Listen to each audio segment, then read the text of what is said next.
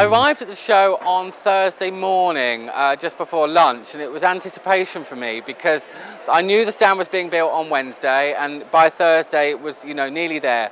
So it was great to walk in the pavilion and just go, wow, it's there, it's being built. The bones of the actual stand were there. So it's just a momentous moment for me, because having had it in my head for months and almost a year, to see it finally up, ready to go, was goose pimples, yeah. Sometimes with competition work or exhibition work like this, it's such a long time in the making that I think about a week ago I got to that point going, oh, just let me do it. I'm bored of thinking, I now want to just make it. So the actual thrill of finally, Friday when the flowers arrived, was like, oh, we can touch it, we can do it, we can make it. And that's the buzz, and then that just keeps you going and clicking on. So that's the thrill, that's for me. That gives me my adrenaline. When I came up with the flower selection, a lot of it is mathematical, because especially with the doorways, there is not enough, because you can't do half a doorway. So we had the mock-up in the shop, which has been great to work on, and we kind of worked out how many we'd roughly need, what the volumes were. So there's what I call is like the fillers, the carnations, some of the chrysanthemums, the basic flowers. And they've been fantastic for vivid colour. We've got beautiful orange carnations, peach carnations, the Prado carnation is just that beautiful colour, green. And then what we wanted to do was just add a little bit more interest, something like the anthurium, some of the orchids are really lovely, the Vanda orchids, little touches of orange gloriosa, so you get a hint of unusual. But what we didn't want is to fill it full of weird and wacky flowers, because then it just detracts from the stand itself. So it's been a clever balance of how much we need, what the quantities we've got to use, and the colours and varieties. So it's been a long process, because it wasn't something that came up overnight. It's been planning a little bit more of, do we need a few more? And then what you have to do is you make your list and then buy that little bit extra just in case. And it's worked out really fine. We haven't ended up with a huge amount left over. We've just had just enough. It's been really good.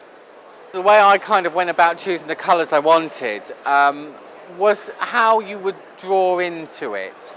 I wanted the line to follow your eye going down something. So we chose part of the spectrum in some ways, but I'm not a lover of yellow, so I wanted to avoid yellow.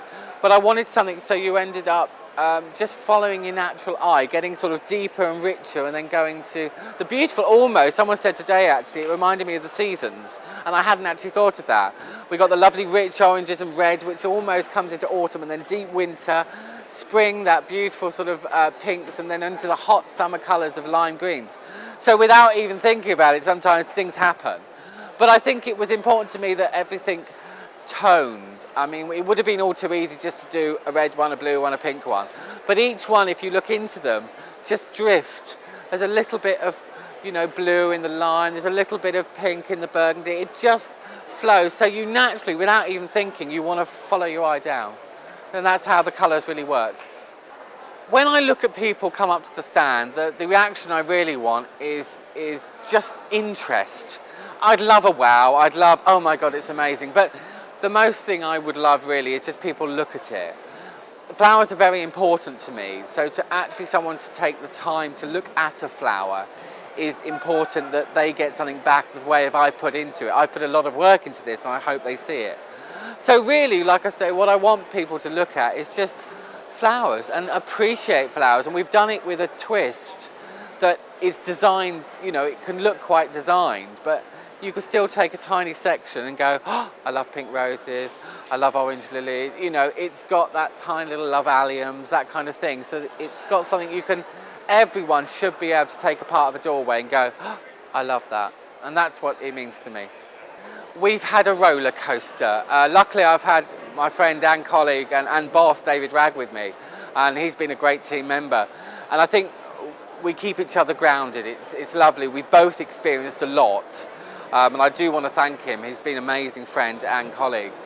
And so it's been great to work together. We quite kind of bounce off. If I'm a little bit low, he'll pick me up. If he's a little bit low, we pick each other up. We inspire each other. That's just what's so good about our relationship and how we work. Tuesday's a day at Chelsea which is full of apprehension, because you wait for it. I mean, we've been waiting a year.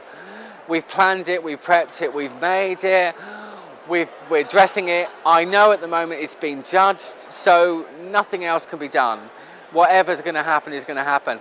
So yes, I must admit, when we arrive tomorrow morning to see, hopefully, please cross fingers, a medal of some type, you know, it's going to be very emotional. So fingers crossed, let's see. Nothing, oh, it's in the hands of the gods. That's all I can say with that. Well, this morning is just, oh, I can't explain it. I came in just before 8 o'clock. You can feel the anticipation actually in the air. Medals are going out, and because of my bad eyesight, I'm looking from a distance, and I'm thinking, oh God, is it the right colour? Is it bronze? Is it whatever? And then, yeah, it got close and it was gold. So at that point, I cracked up and cried. So, yeah, I think emotions have reached a high point. What I'm most proud about is how its floristry is being treated. For Interflora, as a respected organisation and as a company, I think this proves how good we are. It's incredibly hard to describe what winning means, because it's everything to do with the team, how we've all worked together, and I think it's fantastic. You know, without everyone, without David Ragg, without the team from Interflora, this couldn't have been achieved.